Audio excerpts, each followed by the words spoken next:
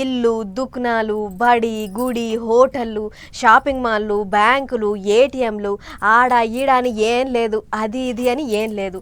ఏడ సందు దొరికితే ఆడ డ్యూటీ చేస్తుంటారు దొంగన్నలు. ఇదే ఎత్తుకపోవాలి, ఆ ఇంట్లోనే పడాలి అనేటిదేం ఉండదు. పడతలు పడ్డాయా లేదా అనేదే లెక్క. అసొంటి పట్టింపులేం లేవు కాబట్టే ఇగో ఇవాళ గివీటిని పొతం పెట్టిర్రు దొంగలు. కొత్త దొంగలు మోపైలు శ్రీ సత్యసాయి జిల్లా పెనుగొండల కియా కార్లు తయారు చేసేటి కంపెనీలు ఉన్న కార్లకు సూటి పెట్టేళ్ళు. కార్లను గిట్లెత్తుకపోయిలేమో అనుకునేళ్ళు కాదు, కార్లు తయారు చేసేటందుకంటే ముందే ఇంజన్లు మాయం చేసేళ్ళు. కియా కార్లు తయారు చేసేటి కంపెనీలకేంచి ఇంజన్లు ఎత్తుకపోయిరు దొంగలు. ఎన్ని ఇంజన్లు పోతం పెట్టిలో ఎరికేనా?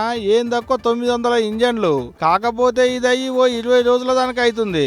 పోయిన నెల 19వ తారీఖు నాడే ఇంజన్లు కానొస్తలేవు అని పోయి సత్యసాయి జిల్లా పోలీస్ పెద్ద సార్కు ఫిర్యాదు అయ్యాట కంపెనీ వాళ్ళు.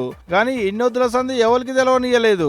దానెనక కూడా మతలాబు ఉంది. మళ్ళా ఇంజన్లు పోయిన దాని మీద ఫిర్యాదు చేయకుండా దెవలాడాలని చెప్పితే పోయినట్టు కాగితం మీద రాసిస్తేనే దెవలాడతామని చెప్పిలాట పోలీసు వాళ్ళు.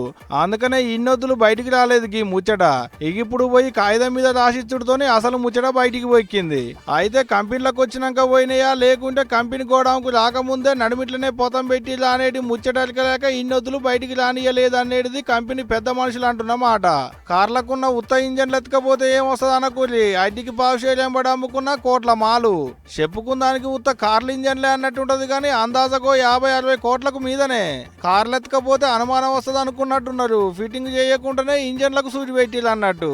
ఏదన్నా కానీ గంత పెద్ద కంపెనీకే సూటి పెట్టిల్లంటే దొంగలెవలో దేశం ముదురులే ఉన్నట్టుంది పోండ్రి.